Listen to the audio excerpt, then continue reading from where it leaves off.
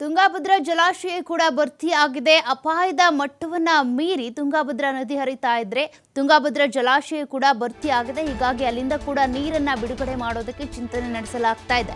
73.68 TMCಗೆ ಈಗಾಗಲೇ ತುಂಗಭದ್ರಾ ಜಲಾಶಯ ನೀರಿನ ಪ್ರಮಾಣ ತಲುಪಿದೆ. ಇನ್ನೊಂದು 29 TMC ಬೇಕು ಅಂತ ನಿನ್ನೆ ಅಷ್ಟೇ ಹೇಳಿದ್ವಿ. ಆದರೆ ಒಂದೇ ದಿನದಲ್ಲಿ ಅಷ್ಟು ನೀರು ಈಗ ಭರ್ತಿಯಾಗಿರುವಂಥದ್ದು. ಕೊಪ್ಪಳ ತಾಲೂಕಿನ ಮುನಿರಾಬಾದ್ ಬಳಿ ಇರುವಂಥ ತುಂಗಭದ್ರಾ ಜಲಾಶಯ ಅಪಾಯದ ಮಟ್ಟವನ್ನು ಮೀರಿ ತುಂಬಿದೆ. ಈಗ ಡ್ಯಾಮ್ಗೆ 1.10 ಲಕ್ಷ ಕ್ಯೂಸೆಕ್ ನೀರಿನ ಒಳಹರಿವು ಹೆಚ್ಚಾಗಿದೆ. ಮಲೆನಾಡಿನಲ್ಲಿ ಸುರಿತಾ ಇರುವಂಥ ಮಳೆಯಿಂದಾಗಿ ತುಂಗಭದ್ರಾ ಜಲಾಶಯಕ್ಕೆ ಈಗ ಜೀವ ಕಳೆ ಬಂದಿದೆ.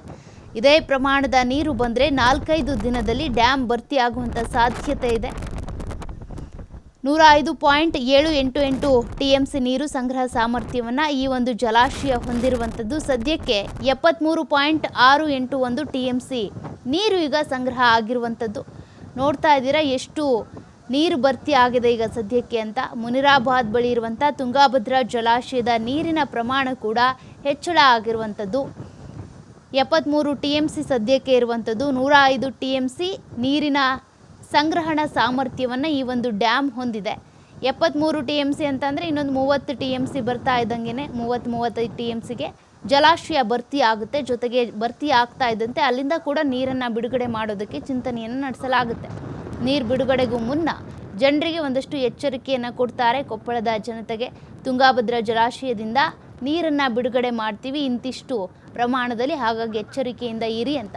ಸದ್ಯಕ್ಕೆ 73 TMC ನೀರೀಗ ಸಂಗ್ರಹ ಆಗಿರುವಂಥದ್ದು. 105 TMC ಸಂಗ್ರಹಣ ಸಾಮರ್ಥ್ಯವನ್ನು ಈ ಜಲಾಶಯ ಹೊಂದಿರುವಂಥದ್ದು. ಇದೇ ರೀತಿಯಾಗಿ ನಿರಂತರವಾಗಿ ಮಳೆ ಆಯಿತು ಅಂತ ಅಂದರೆ 35 TMC ಫಿಲ್ ಆಗೋದಕ್ಕೇನು ಜಾಸ್ತಿ ದಿನಗಳು ಬೇಕಾಗಿಲ್ಲ. ಅಷ್ಟರೊಳಗೇ ಭರ್ತಿ ಆಗಿಬಿಡುತ್ತೆ ತುಂಗಭದ್ರಾ ಜಲಾಶಯ ಕೂಡ. ಈಗಾಗಲೇ ಅನೇಕ ಜಲಾಶಯಗಳಲ್ಲೂ ಕೂಡ ನೀರಿನ ಪ್ರಮಾಣ ಒಳಹರಿವು ಹೆಚ್ಚಾಗ್ತಾ ಇದೆ. ಇದೇ ರೀತಿ ಒಳಹರಿವು ಹೆಚ್ಚಾಯಿತು, ತುಂಗಭದ್ರಾ ಜಲಾಶಯ ಭರ್ತಿ ಆಯಿತು ಅಂದರೆ ಹೊರಹರಿವನ್ನು ಕೂಡ ಹೆಚ್ಚಳ ಮಾಡ್ತಾ ಹೋಗ್ತಾರೆ.